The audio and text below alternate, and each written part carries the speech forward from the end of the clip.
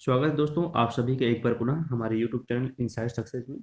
दोस्तों, इसके पहले हमने 19 पार्ट कर चुके हैं जो सरस्वती पांडे गोविंद पांडे की हिंदी भाषा एवं साहित्य का वर्तुष इतिहास जो हमारी पुस्तक चल रही है उसका आज हमारा 20वां भाग है। तो हमने इसके पहले पढ़ चुका थे छायावाद। अब पढ़ेंगे छायोत्तर काल। छायोत्तर काल को क्या कहा जाता है? प्रगतिवाद कहा जाता है। इसका समय सीमा क्या है? तो 1936 से 1942 ईस्वी तक है। देखते हैं।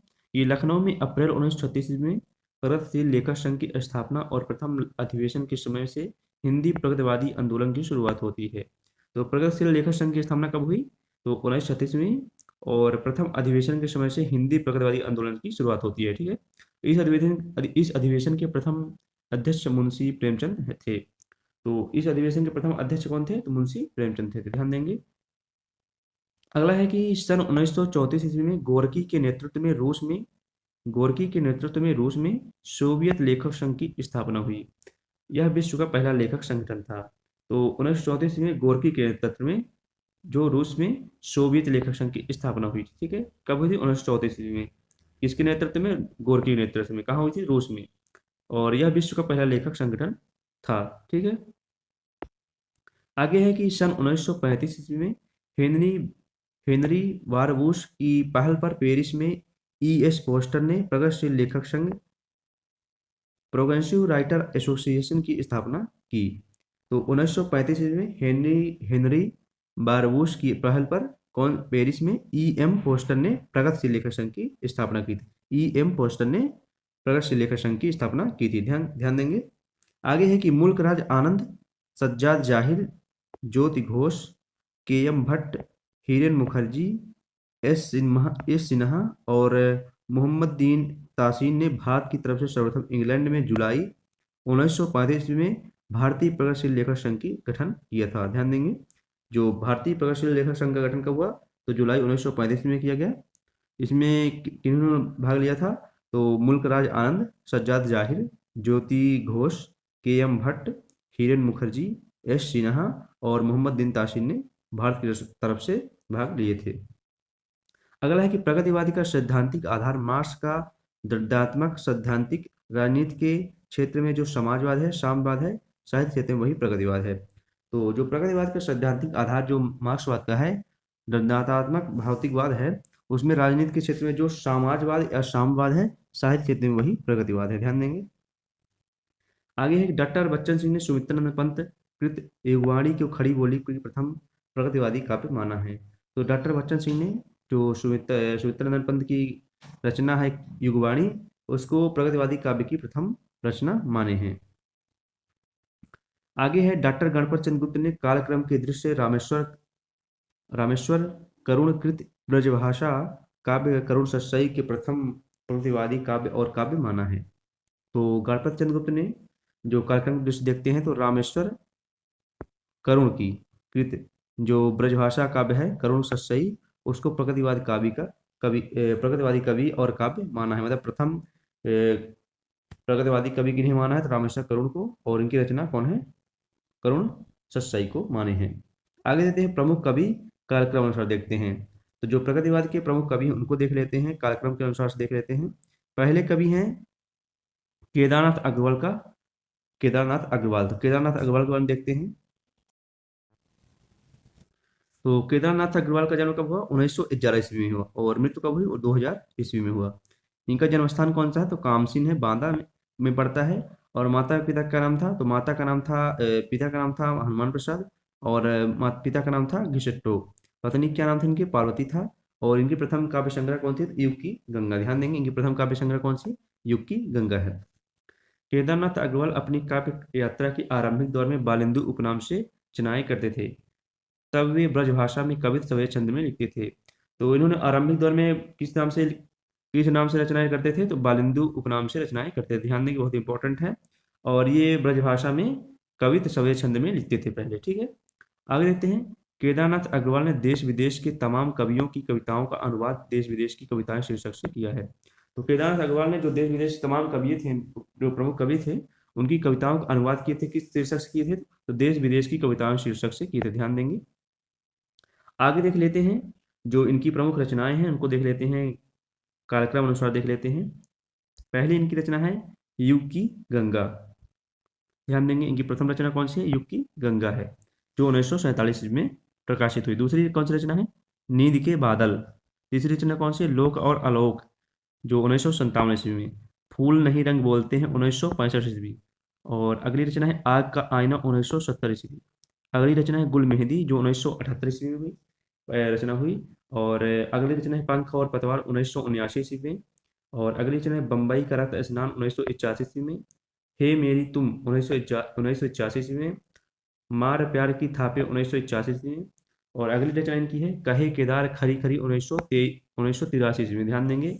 अपूर्वा, 1984 ईस्वी में, ये बहुत इंपॉर्टेंट रचना है, ध्यान देंगे।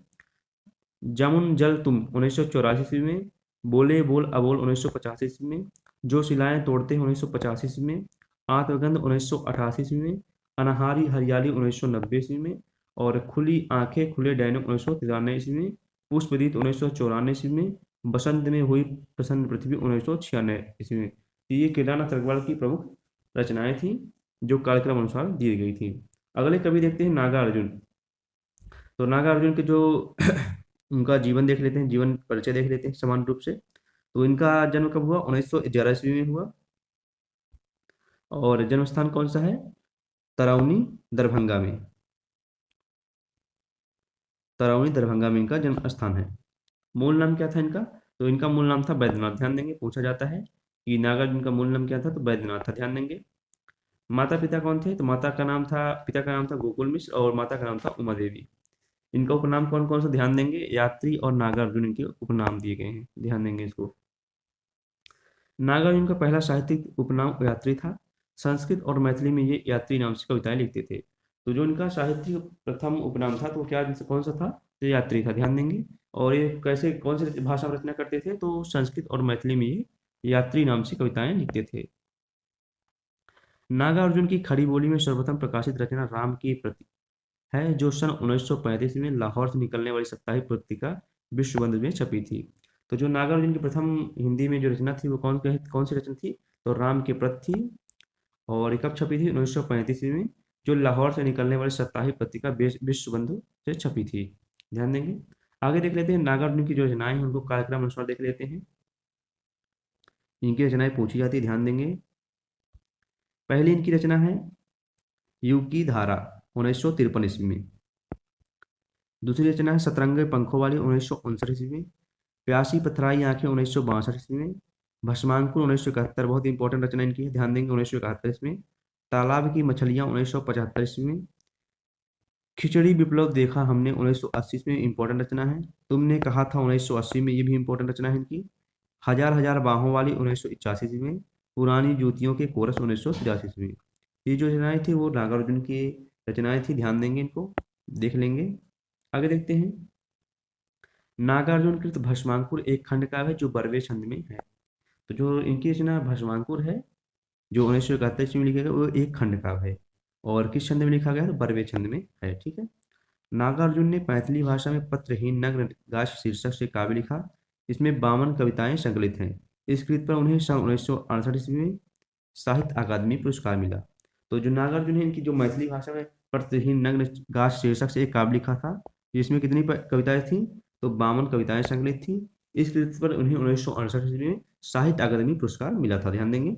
कौन सी रचना में साहित्य अकादमी पुरस्कार मिला था? तो पत्रहीन नग्न छाछ शीर्षक में जो काव्य लिखे थे, जिसमें 52 कविताएं थी, उसमें इनको साहित्य अकादमी पुरस्कार मिला था, ध्यान देंगे।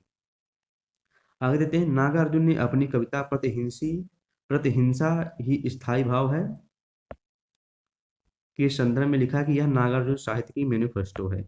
तो नागार्जुन ने अपनी कविता प्रतिहिंसा के स्थायी भाव में क्या लिखा, संदर्भ में क्या लिखा था कि यह तो नागार्जुन साहित्य की मैनिफेस्टो है। तो कौन सी रचना को मैनिफेस्टो कहा है? तो प्रतिहिंसा ही स्थायी भाव है रचना को मैनिफेस्टो कहे हैं।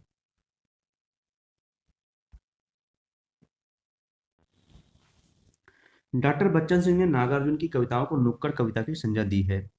तो डॉक्टर बच्चन सिंह ने नागार्जुन की कविताओं को कौन सी कविता का संज्ञा दी है? तो नुक्कड़ कविता की संज्ञा दी है। नागार्जुन को राजनीतिक कवि के रूप में जाना जाता है। इनकी निम्नलिखित कविताएं प्रसिद्ध है। तो ये कैसे कवि थे? तो राजनीतिक कवि थे, ध्यान देंगे। नागार्जुन कैसे कवि थे? तो राजनीतिक कवि थे। और इनकी जो रचनाएं, इनको प्रसिद्ध कविताएं उनको देख लेते हैं, प्रसिद्ध कविताएं उनको देख लेते हैं। बादल को घुटते देखा, पाषाणी, सिंदूर तिलकित भाल, तुम्हारी तदुरंतित मुस्कान, पांच पूत भारत माता के, कालिदास, हरिजन गाथा, अकाल और उसके बाद किनकी रचनाएं हैं? तो रांगल और इनके, ध्यान देंगे, इंपॉर्टेंट रचनाएं हैं। नागार्जुन को प्रगतिवाद का साल का पुरुष कहा जाता है, ध्यान देंगे, इंपॉर्टेंट है कि नागार्जुन को प्रगतिवाद का साल का पुरुष कहा जाता है। आगे देखते हैं शिवमंगल सिंह सुमन का जीवन परिचय देख लेते हैं सामान्य रूप से। तो इनका जन्म कब हुआ शिवमंगल सिंह सुमन जी का? तो शिवमंगल सिंह सुमन जी का जन्म हुआ कब? 1915 ईस्वी में।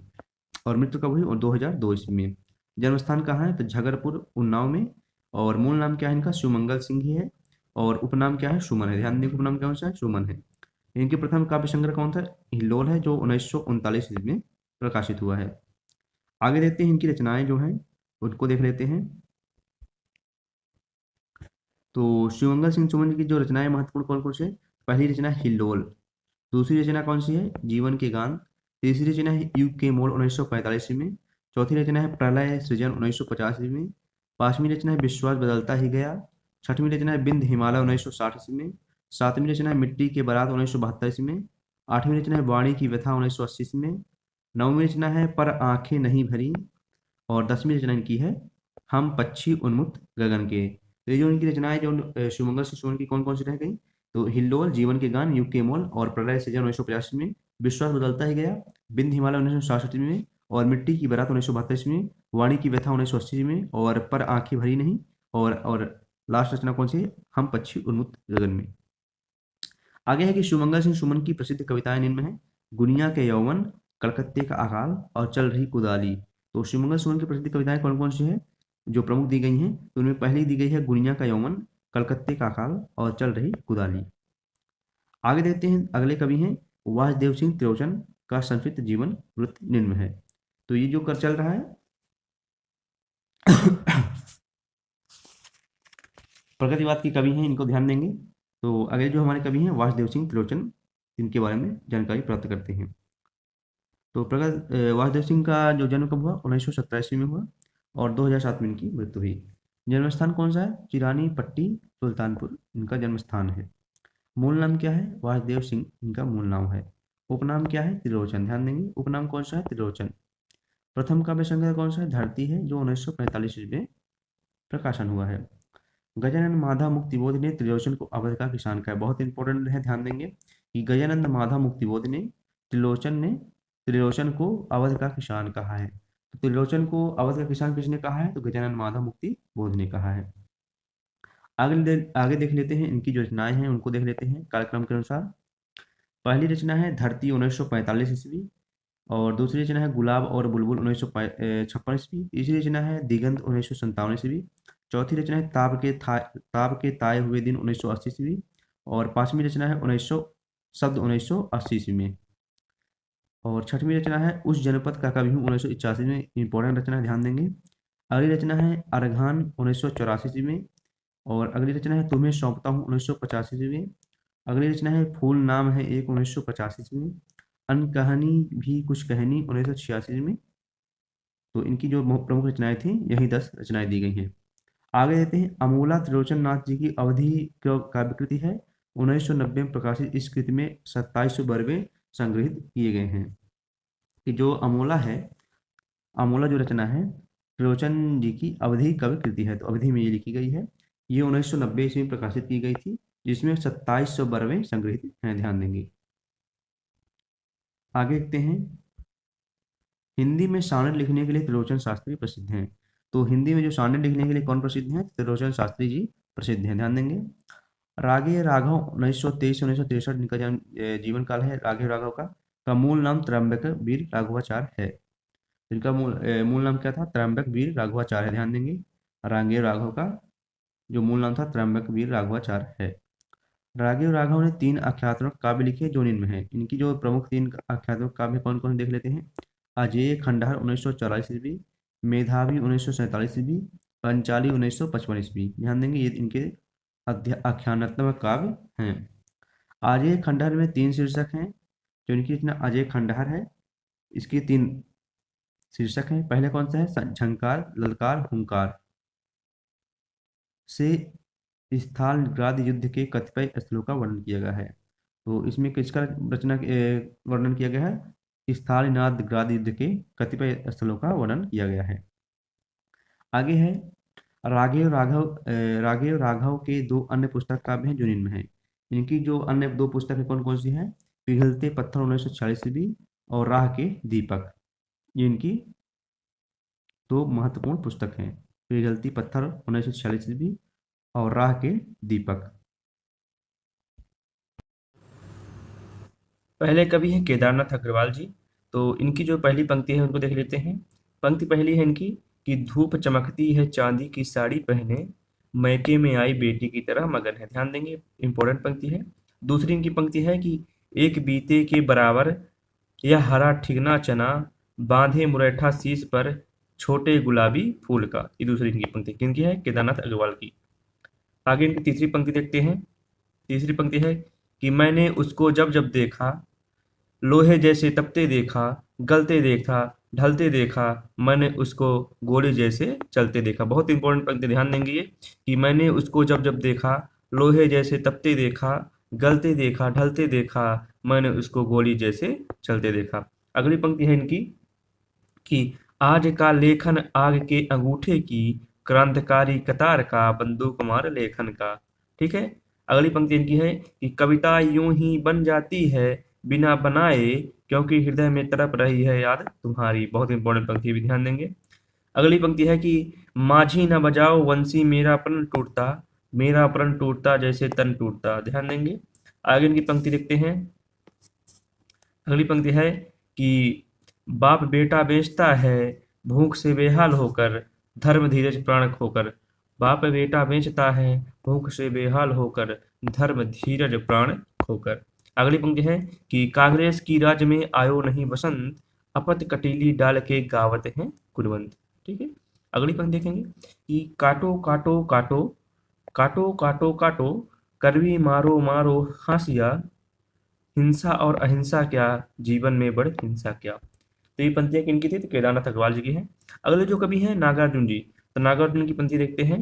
पहली नागार्जुन की कवि पंक्ति है क्या है कि जन जन में जो ऊर्जा भर दे, मैं उदकता हूँ उस रवि का। ठीक है। अगली इनकी पंक्ति देखते हैं कि याद आती है, याद आता मुझे अपनी तरौनी ग्राम, याद आती लीचियाँ और आम। याद आता मुझे अपनी तरौनी ग्राम, याद आती लीचियाँ और आम। आगे इनकी पंक्ति देखते हैं कि कई दिनों तक चूल्हा रोया।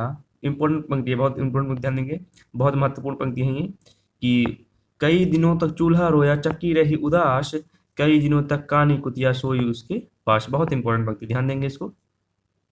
अगली पंक्ति है कालिदास सच सच बतलाना, इंदुमती के मृत्यु शोक से, आज रोया या तुम रोए थे, कालिदास तुम सच सच बतलाना। बहुत महत्वपूर्ण पंक्ति है इनकी, ध्यान देंगे। बहुत महत्वपूर्ण पंक्ति है कि कालिदास सच सच बतलाना, इंदुमती के मृत्यु शोक से, आज रोया या तुम रोए थे, कालिदास तुम सच सच बतलाना। आगे इनकी पंक्ति देखते हैं। अगली पंक्ति है कि खून खाए शह तीरों पर, 12 खड़ी विधाता बाँचे, फटी भीत है चथ चूती, आले पर बिस्तुइया नाचे। अगली पंक्ति है कि अमर धवल गिर के शिखरों पर बादल को गिरते देखा। बहुत महत्वपूर्ण पंक्ति है नागार्जुन की, ध्यान देंगे ये। अगला है 5 पूत भारत माता के, दुश्मन था खूंखार, गोली खाकर एक मर गया बाकी रह गए 4। इंपॉर्टेंट पंक्तियां हैं। अगले जो हमारे कवि हैं त्रिलोचन है। त्रिलोचन जी की पंक्ति देख लेते हैं। पहली पंक्ति है त्रिलोचन की कि मुझे जगत जीवन का प्रेमी, बना रहा है प्यार तुम्हारा। दूसरी पंक्ति क्या है? यूं ही कुछ मुस्कुरा कर तुमने परिचय की वह गांठ लगा दी, जड़ता है जीवन की पीड़ा, निस्तरण पाषाणी कीड़ा, तुमने अनजाने वह पीड़ा, छब के सर से दूर भगा दी। ये किनकी पंक्तियां थी? ये त्रिलोचन की पंक्तियां थी। ठीक है। आगे देते हैं रामधारी सिंह दिनकर के बारे में जानकारी लेते हैं। इनके बारे में, इनकी जो रचनाएं और इनकी जो महत्वपूर्ण पंक्तियां हैं उनको भी देख लेते हैं। तो दिनकर जी का जन्म कब हुआ? 1908 ईस्वी में हुआ।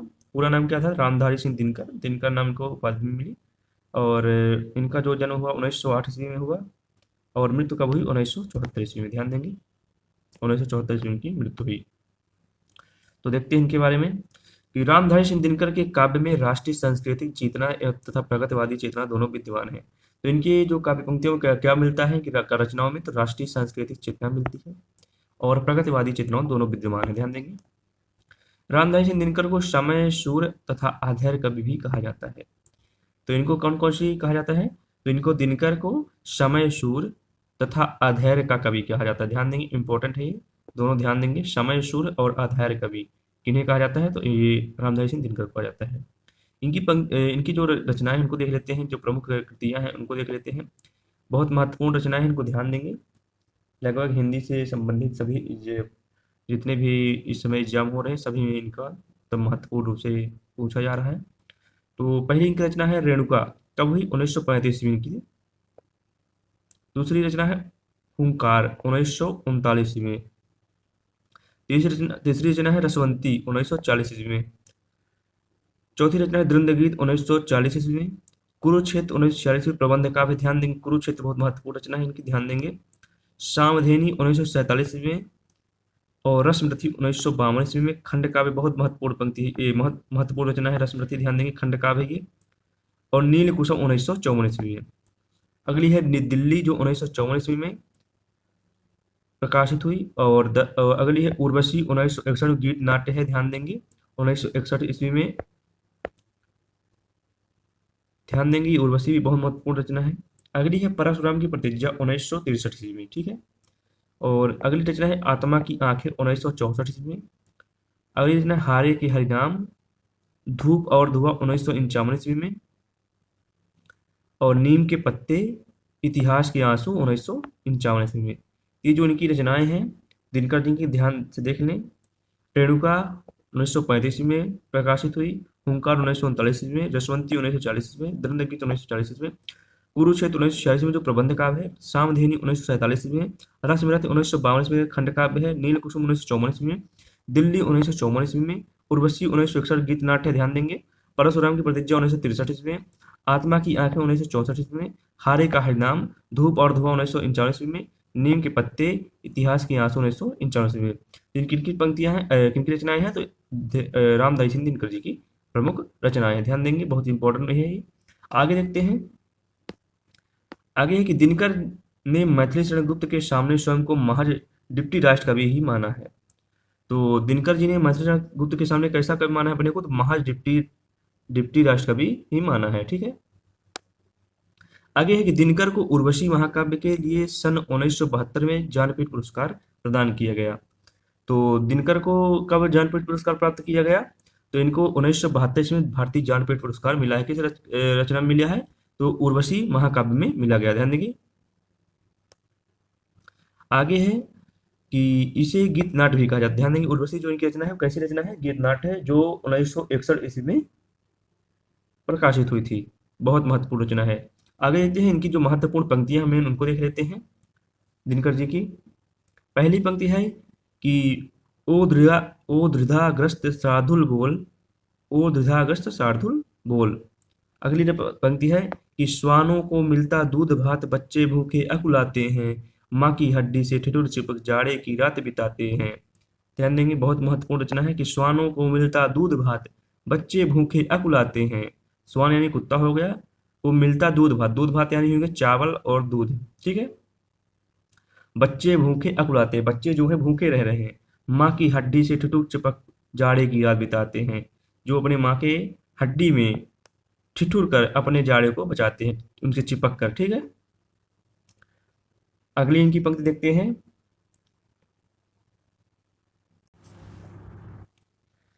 अगली पंक्ति जो है इनकी रामदास दिनकर जी की कि हटो व्योम के मेघ पंथ से, स्वर्ग लूटने हम आते, दूध दूध ओ वस्त तुम्हारा दूध खोजने हम आते। अगली पंक्ति है रे रोक युधिष्ठिर को ना यहाँ, जाने दे उनको स्वर्ग धीर, यह फिरा हमें गांडीव गदा, लौटा दे अर्जुन भीम वीर, ठीक है। तो और आगे देखते हैं, अब हम देखते हैं प्रयोगवाद और नई कविताएं। तो प्रयोगवाद नई कविता के बारे में जानकारी प्राप्त करते हैं। तो प्रयोगवाद कब आता है? तो प्रगतिवाद के बाद आता है, ठीक है। 1942 इसका शुरू होता है और 1936 1922 तक प्रगतिवाद रहता है। प्रयोगवाद 1942 से प्रारंभ होता है। तो देखते हैं, प्रयोगवाद का प्रारंभ 1943 में सच्चिदानंद हीरानंद बच्चायन अज्जे के संपादकत्व के प्रकाशित तार सप्तक से माना जाता है। तार सप्तक में 7 कवि संग्रहित हैं। तो ये कब से माना जाता है आरंभ इसका? प्रयोगवादी का, प्रयोगवाद का और क्या कहा जाता है? नई कविता भी कहा जाता है, ध्यान देंगे, नई कविता भी कहा जाता है। तो प्रयोगवाद का आरंभ कब हुआ? 1943 में हुआ। किनके संपादकत्व में हुआ? तो सच्चिदानंद हीरानंद बच्चायन अजय के संपादकत्व में हुआ। और कब से माना जाता है? जब तार सत्ता की रचना मानी जाती है, जो 1943 से, तभी से प्रयोगवाद का समय माना जाता है, ठीक है। आगे है कि प्रयोगवाद शब्द सर्वप्रथम प्रयोग नंद दुलारी वाजपेयी ने प्रयोगवादी रचनाएं शीर्षक से निबंध में किया है। तो प्रयोगवाद शब्द का सर्वप्रथम प्रयोग कहाँ मिला है? तो नंद दुलारी वाजपेयी जी के जो प्रयोगवादी रचनाएं हैं, शीर्षक से रचना निबंध है एक, प्रयोगवादी रचनाएं एक निबंध है नंद दुलारी वाजपेयी, उसी में प्रयोगवाद शब्द का सर्वप्रथम मिला है। आगे रहते हैं, नंद दुलारी वाजपेयी ने प्रयोगवाद को बैठे थाले का धंधा कहा है। ध्यान देंगे, नंद दुलारी वाजपेयी ने प्रयोगवाद को क्या कहा है? बैठे थाले का धंधा कहा है, ठीक है, ध्यान देंगे।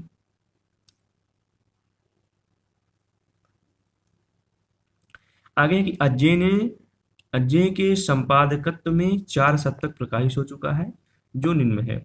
तो अजय के जो संपादकत्व में कितने शतक प्रकाशित हुए हैं? 4 हुए हैं। कौन कौन से हुए? पहला है उसमें तार शतक 1943 में, और दूसरा शतक हुआ 1951 में, तीसरा शतक हुआ 1959 में, और चौथा शतक हुआ 1979 में। जब आगे देखते हैं कि अजय ने तार सप्तक की भूमिका में प्रयोगवादी कवियों को राहों के अन्वेषी कहा है, ठीक है, ध्यान देंगे। जो तार सप्तक लिखा गया है भूमिका में, तो प्रयोगवादी कवियों को क्या कहा है अजय ने?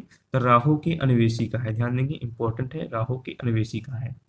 अजय ने दूसरे तार सप्तक में दूसरे सप्तक की भूमिका में लिखा, जो अजय जो दूसरा सप्तक कब लिखा गया? 1951 जो प्रकाशित हुआ, कब? इसके बारे में क्या लिखा है? तो उसके बारे में लिखा है कि प्रयोग का कोई वाद नहीं है। बहुत इंपॉर्टेंट, ध्यान देंगे, ये पंक्तियां बहुत महत्वपूर्ण ये टॉपिक है, जो ये पैराग्राफ बहुत महत्वपूर्ण है कि प्रयोग का कोई वाद नहीं है, हम वादी नहीं रहे, नहीं है, ना प्रयोग अपने आप में इष्ट या साध्य है। ठीक इसी तरह कविता का कोई वाद नहीं है, कविता भी अपने आप में इष्ट या साध्य नहीं है। अतः हम प्रयोगवादी कहना उतना ही सार्थक या निरर्थक जितना हमें कवितावादी कहना। तो ये दूसरा जो शतक लिखा गया है उसके बारे में कहा गया है। अगला है इनका, कहते हैं, उसकी भूमिका में लिखते हैं कि प्रयोग अपने आप में इष्ट नहीं है। क्या लिखते हैं? कि प्रयोग अपने आप में इष्ट नहीं है, वह साधन है और दोहरा साधन है, क्योंकि एक तो वह उस सत्य को जानने को साधन है जिसे कवि प्रेषित करता है, और दूसरे वह उस प्रेषण की क्रिया को उसके साधनों को जानने के लिए साधन होता है। तो ये दूसरा शतक जो है उसके बारे में लिखा है। आगे देखते हैं, तार शतक जो 1943 में संकलित किया गया है, उसके लिए कार्यक्रम जो दिया गया है उसको देख लेते हैं कि तार शतक 1943 में संकलित कवियों का क्रमानुसार देख लेते हैं, ठीक है। अजय, पहले कवि कौन से? अजय। इनका जन्म मृत्यु क्या है? 1911 से 1987 ईस्वी तक। जन्म स्थान कौन सा है? देवरिया है, ठीक है। अगले कवि कौन है? रामविलास शर्मा, जो 1912 से 2000 ईस्वी तक इनका जीवन है, और किस गांव में जन्म स्थान है? उन्नाव, ठीक है। आगे है गजानन माधव मुक्तिबोध। गजानन माधव मुक्तिबोध 1917 से 1964 ईस्वी तक, इनका जन्म स्थान कहाँ है? ग्वालियर है, ठीक है। प्रभाकर माचवे बलवंत, इनका कहाँ है जन्म स्थान? 1917 से 1995 ग्वालियर में, ठीक है। नेमिचंद्र जैन 1918 ईस्वी में इनका जन्म है, और कहाँ जन्म स्थान है? आगरा है। गिरिजा कुमार माथुर 1918 से 1994 ईस्वी तक, कहाँ जन्म स्थान है? मध्य प्रदेश में, ठीक है। भारत भूषण अग्रवाल, ध्यान देंगे, 1919 ईस्वी से 1975 ईस्वी मथुरा में इनका जन्म स्थान है। ये जो तार सप्तक 1943 में उनके काल कवियों को ध्यान है, उन कवियों का नाम है जो प्रथम तार सप्तक में शामिल थे, ठीक है। आगे रहते हैं दूसरे शतक में जो 1991 में प्रकाशित हुआ, तो उनके बारे में देख लेते हैं, जो कवि हैं उनके बारे में, कौन कौन से कवि हैं उनका देख लेते हैं।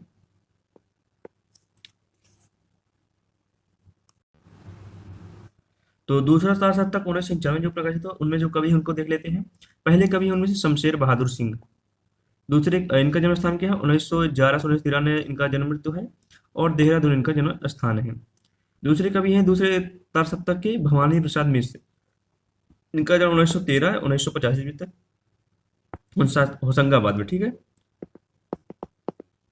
तीसरे कवि है शांकुंत माथुर। 1922 ईस्वी में इनका जन्म हुआ। कहाँ जन्म स्थान है? दिल्ली है।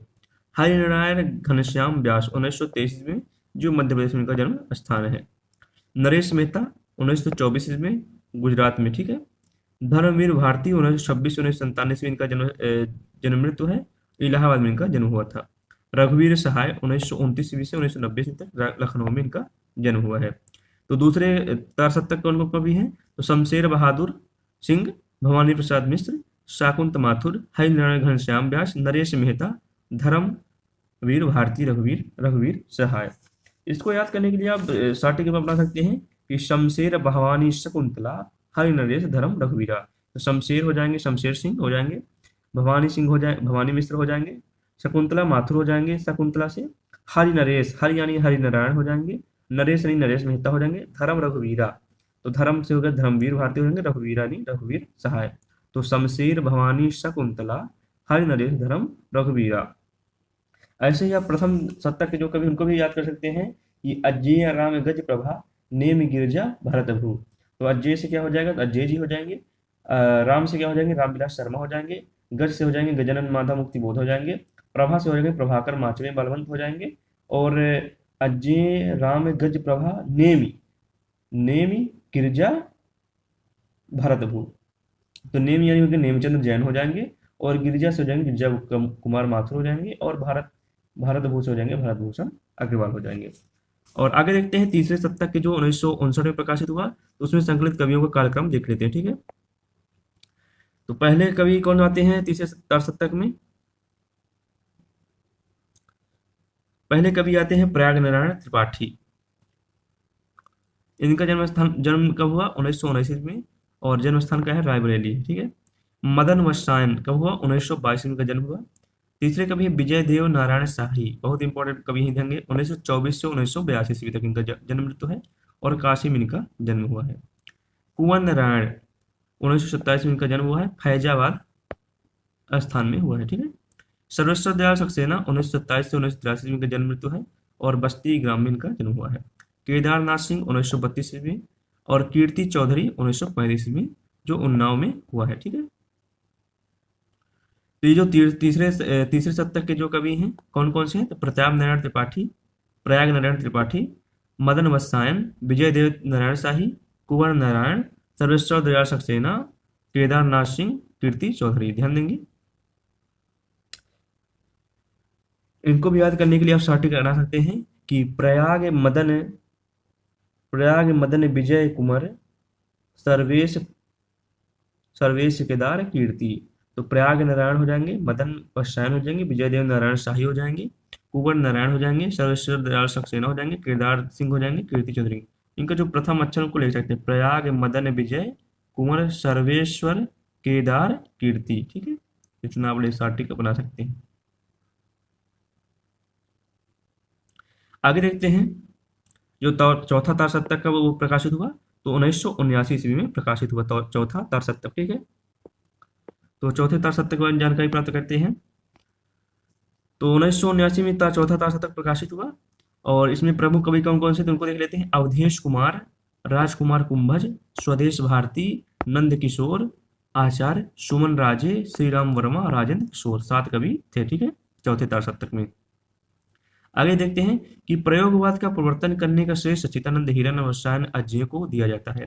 तो प्रयोगवाद का प्रवर्तन करने में किसको श्रेय दिया जाता है? तो अजय जी को दिया जाता है, ठीक है।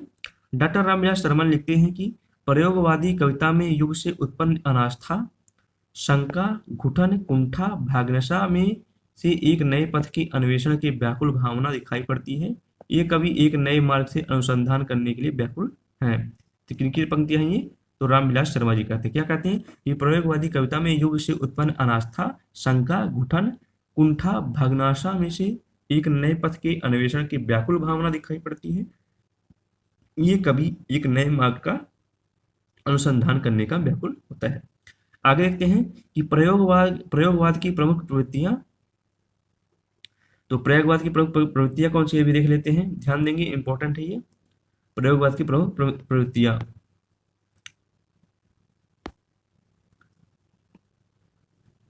तो पहली प्रवृत्ति क्या है कि अहमवादी प्रवृत्ति का प्रधान है, ठीक है, अहमवादी प्रवृत्ति का प्रधान है प्रयोगवादी कविता में। दूसरा है यथार्थ का आग्रह है। तीसरा है निराशावाद है। चौथा है बौद्धिकता का प्रधान है। पांचवा है उपमानों की नवीनता है। छठवां है साधारण विषयों का निरूपण है। सातवां है भाषा का प्रयोग है। तो ये जो प्रयोगवादी प्रमुख प्रवृत्तियों का प्रमुख प्रवृत्तियां, ठीक है, ध्यान देंगे, अहमवादी प्रवृत्ति का प्रधान, यथार्थ का आग्रह, निराशावाद, बौद्धिकता का प्रधान, उपमानों की नवीनता, साधारणीकरण विषय का निरूपण, भाषा का प्रयोग। आगे देखते हैं प्रयोगवाद फ्रायड के दर्शन से प्रभावित, बहुत ही महत्वपूर्ण, ध्यान देंगे, प्रयोगवाद किससे प्रभावित है, तो फ्रायड के दर्शन से प्रभावित है, ध्यान देंगे, बहुत बार पूछा गया है। प्रयोगवाद के संदर्भ में कुछ विद्वानों के मत इस प्रकार हैं। तो जो प्रयोगवाद के संदर्भ में जो विद्वानों के मत उसको देख लेते हैं। तो प्रयोगवाद शैलीगत विद्रोह कौन के हैं, डॉक्टर नागेंद्र कहते हैं, ठीक है, ध्यान देंगे, ये भी पूछा जाता है, बहुत इंपॉर्टेंट, चारों देख लेंगे। तो अगला है प्रयोगवाद दृष्टिकोण का अनुसंधान है, केसरी कुमार कहते हैं।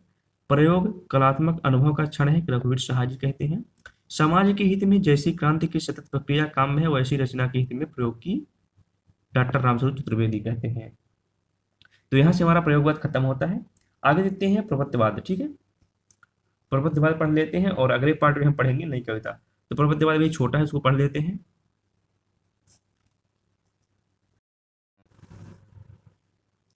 तो प्रपत्यवाद का समय कब माना जाता है, 1956 ईस्वी में माना जाता है, ठीक है, ध्यान देंगे, प्रपत्यवाद कब माना जाता है, समय 1956 में माना जाता है।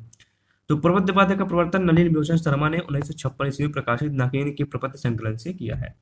तो प्रपत्यवाद का प्रवर्तन कौन किया, नलिन विभूषण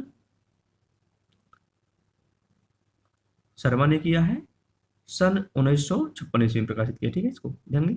आगे प्रपत्यवाद को नकेनवाद भी कहा जाता है, क्योंकि इसमें बिहार के 3 कवि नलिन विभूषण शर्मा, केसरी कुमार, नरेश के नाम से प्रथम अक्षरों के आधार पर मानकर नकेन बनता है, ठीक है, ध्यान देंगे।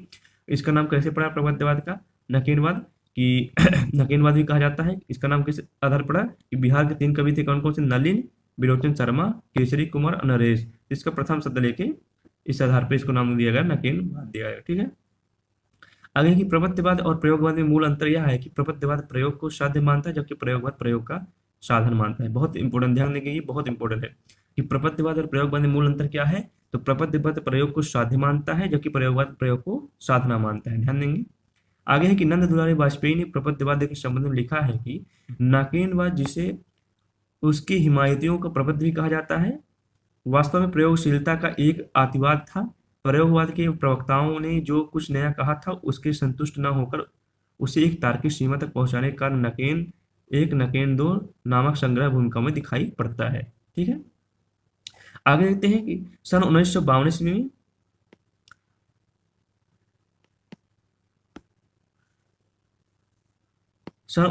ईस्वी में नरेश के संपादकत्व में प्रकाशित पत्रिका प्रकाश में नकेनवादियों ने प्रपत्यवाद को तथाकथित प्रयोग दशा सूती घोषित किया है, ठीक है। तो 1952 में जो नरेश के संपादकत्व में प्रकाशित पत्रिका कौन सी, प्रकाश में नकेनवादियों ने प्रपत्यवाद के तथाकथित प्रयोग दशा को सूती घोषित किया है। तो यहाँ से हमारा प्रपत्यवाद खत्म हुआ। तो आगे दोस्तों हम पढ़ेंगे नई कविता। तो चैनल से बने रहें और चैनल को सब्सक्राइब करें और दोस्तों को शेयर करें। और भी जो पीछे की वीडियो देखने के लिए पार्ट बाई पार्ट दिए गए हैं, तो आप प्ले लिस्ट से कर सकते हैं, डिस्क्रिप्शन में लिंक मिल जाएगी। धन्यवाद।